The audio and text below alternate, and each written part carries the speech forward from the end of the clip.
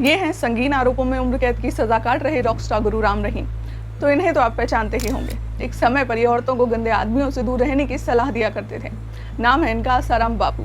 वहीं दादी माँ कहती हैं कि अगर आशीर्वाद चाहिए तो मुझे उठाओ। पानी पूरी खिलाने वाले बाबा याद हैं? ये है निर्मल बाबा, जो इस वक्त मर्डर केस में फंसे हुए हैं। ये कुछ नाम है उन ढोंगी और पापी लोगों के जिन्होंने सिर्फ कई बेगुनाहों की जिंदगी ही नहीं बर्बाद की है, बल्कि एक पूरी कम्युनिटी को बदनाम कर दिया है। विडंबना ये है कि हमारे देश में ऐसे ठग बाबा आपको हर इलाके और गांव में नजर आ जाएंगे।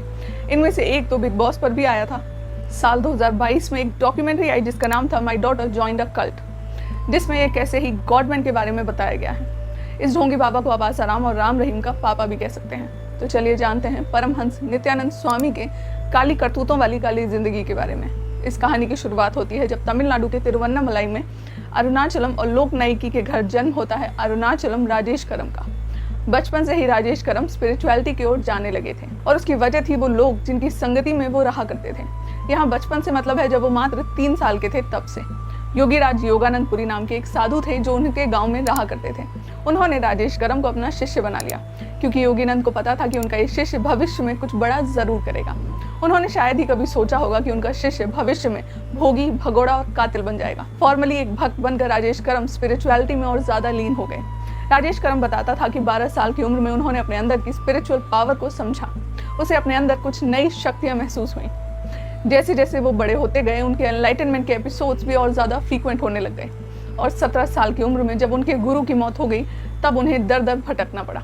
22 साल की उम्र में उनके साथ एक ऐसा हादसा हुआ जहां उन्हें ये रियलाइज हुआ कि वो कोई साधारण आदमी नहीं है बल्कि भगवान है। 24 साल की उम्र में उन्होंने अपना नाम बदल लिया। वो अब नित्यानंद बनकर पहुंच गए बैंगलोर, जहां उन्होंने कर्नाटक के बिदादी में 2003 में ध्यानपीठम आश्रम स्टैब्लिश किया। पहले तो वो अस्पताल में घूमा करते थे जहां वो बीमार लोगों पर अपनी स्पिरिचुअल प्रैक्टिसेस को इनिशिएट करते थे और अगर वो ठीक हो जाता था तो सारा क्रेडिट खुद ही ले लेते थे। धीरे धीरे वो बहुत ज़्यादा फेमस होते गए और उनके फॉलोअर्स बढ़ते गए। अमेरिका में भी उनके आश्रम की एक ब्रांच शुरू हो गई जिसका नाम था लाइफ ब्लिस फाउंडेशन। उनकी फॉलोइंग अपर क्लास से लेकर मिडिल क्लास लोगों की थी। इसमें कई सारे सेलिब्रिटीज और पब्लिक फिगर्स भी आते थे। वो मेडिटेशन, योग और भक्ति जैसी चीजें सिखाते थे। ओशो की ही तरह नित्यानंद भी लोगों को शादी से दूर रहने की सलाह देते थे। उनके टीचिंग्स पुराण, आगामास, पतंजलि के योग सूत्र, ब्रह्म सूत्र, शिव सूत्र और भागवत गीता से रिलेटेड हुआ करते थे। 2 बार तो उनके आश्रम ध्यानपीठम का नाम Guinness book of world record में भी आया था। पहली बार लार्जेस्ट रोप योगा क्लास ऑर्गेनाइज करने के लिए और दूसरी बार मलखंब ऑर्गेनाइज करने के लिए। लेकिन आखिर इतने सारे लोग और इतना सारा फेम उनकी तरफ कैसे अट्रैक्ट हो रहा था, वो भी जब वो सिर्फ 20 साल के थे तब। इसका जवाब है वो 400 सिद्धियां जो उन्होंने कड़ी तपस्या से प्राप्त की थी। नित्यानंद ये भी क्लेम करते हैं कि कुंडलिनी चक्र और तीसरी आंख को एक्टिवेट करने जैसी 60 सिद्धियां उन्होंने अपने फॉलोअर्स को भी सिखाई थी। उन्होंने अपने आप को लॉर्ड शिवा का एक अवतार घोषित कर दिया था। इसके अलावा उन्होंने अपने एक लेक्चर में कहा था कि जब वो 22 साल के थे तब उनके अंदर एक चमत्कारिक शक्ति आई। इस शक्ति के दम पर वो आंख बंद करके अपने आसपास होने वाली किसी भी घटना के बारे में बता सकते हैं।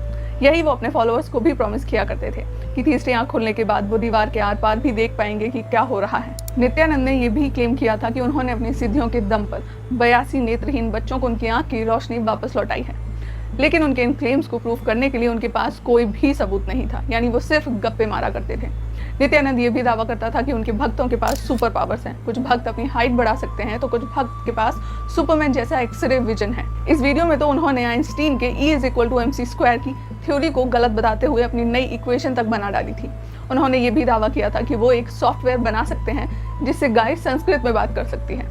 इसके उलट उन्होंने ऐसा भी क्लेम कर दिया कि वो सूरज को उगने से भी रोक सकते हैं, वो भी पूरे 10 मिनट तक। जिसके बाद गॉडमैन, गुरु जैसे नाम जुड़ने लगे थे नित्यानंद के साथ और लोगों ने उन्हें भगवान बना दिया था। जिसके बाद साल 2010 में न्यूज चैनल पर एक ऐसा वीडियो टेलीकास्ट किया गया जिसने नित्यानंद के ढीले नाड़े की पोल खोल दी। सन टीवी ने ध्यानपीठम आश्रम में रिकॉर्ड की गई एक वीडियो का टेलीकास्ट किया जिसमें नित्यानंद अपनी एक फीमेल फॉलोअर रंजिता के साथ कॉम्प्रोमाइजिंग पोजीशन में पाए गए थे। ये वीडियो लीक किया था लेनिन करुप्पन ने, जो कि नित्यानंद का एक बड़ा भक्त हुआ करता था। रंजिता एक तमिल एक्ट्रेस थी जो कि नित्यानंद को अपना गुरु मानती थी। जब मार्च 2010 में ये वीडियो टेलीकास्ट किया गया, इट वेंट वायरल और पूरे देश का खून खौल उठा। किसी को भी यकीन नहीं हो रहा था कि उनका गुरु ऐसी हरकतें कर सकता है। जब ये वीडियो सामने आया तब नित्यानंद और रंजिता दोनों ने ही इसको फेक बताया और कहा कि इस वीडियो को मॉर्फ किया गया है। रियलिटी में ये दोनों उस वीडियो में है ही नहीं।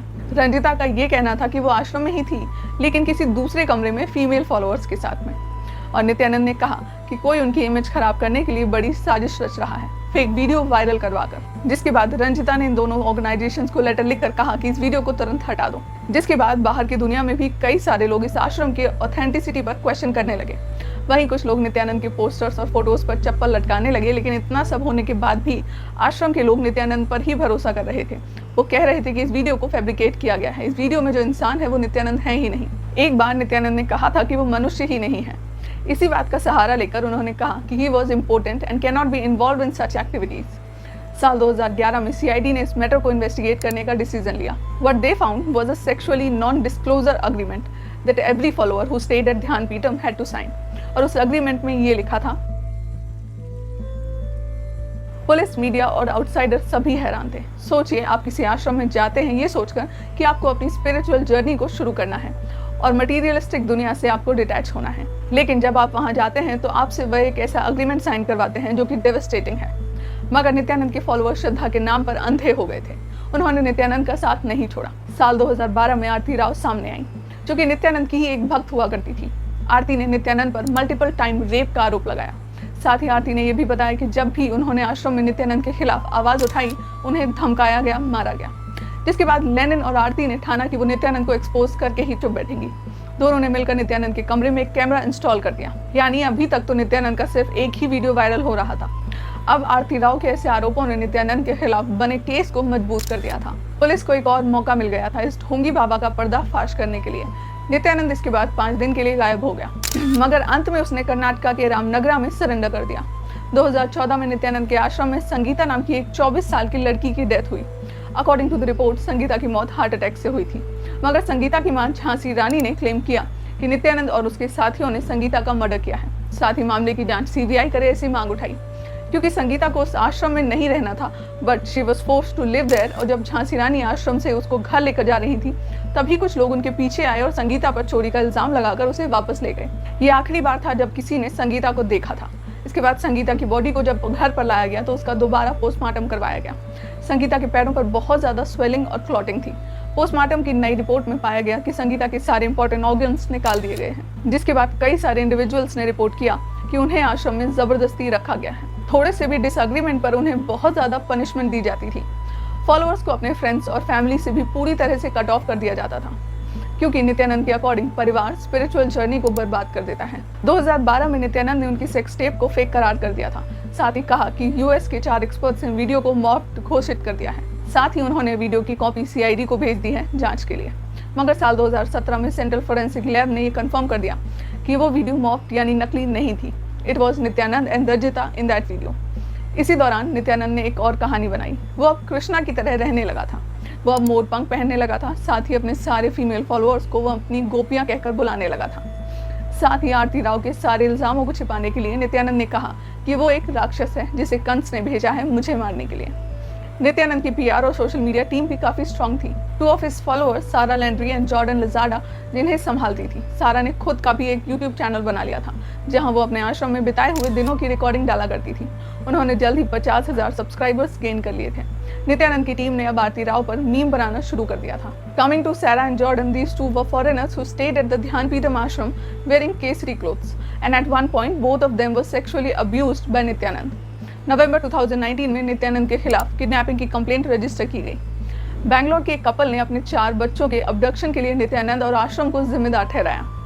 पेरेंट्स को बिना इन्फॉर्म किए बैंगलोर से अहमदाबाद चारों बच्चों को लाया गया और इन्वेस्टिगेशन के बाद 2 माइनर्स को अहमदाबाद में योगिनी सर्वज्ञापीतम से रेस्क्यू किया गया, but his 2 young daughters were still missing. बहुत दिनों बाद एक वीडियो अपलोड की गई जहां जनार्दन की बेटी ये कहती है कि वो अपनी मर्जी से नित्यानंद के साथ आई है और वो वापस इंडिया नहीं आएगी बिकॉज उसके पिता उसकी जान के लिए एक बहुत बड़ा खतरा है।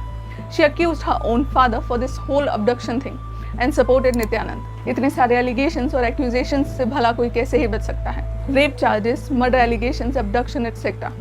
इंडिया की ही नहीं बल्कि यूएसए की भी पुलिस नित्यानंद के पीछे पड़ी है, लेकिन nobody knows where is Nithyananda. Gujarat police को ये पता चला कि Nithyananda fled India to avoid all court hearings and getting lynched by the mob. वो फिजिकली तो हाइडिंग में है, लेकिन आज भी यूट्यूब पर डेली उनके वीडियोस अपलोड होते हैं। He has 2 active Facebook pages that receive more than 3 lakh views.